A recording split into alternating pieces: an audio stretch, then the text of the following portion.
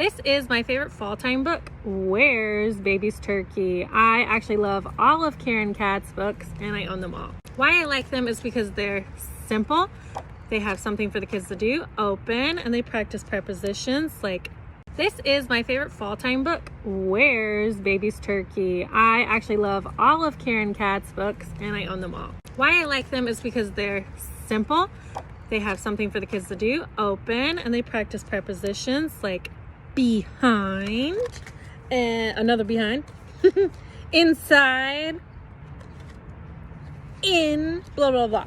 So all these prepositions are good to practice, but it's the same type of phrase. Is the turkey in the kitchen? And then we look and it's either a yes or no answer. So we get to practice with kids. Yes or no. Some kids don't learn that naturally. And in speech therapy, we can help them learn that with repetition in a fun, playful book like this one. At the very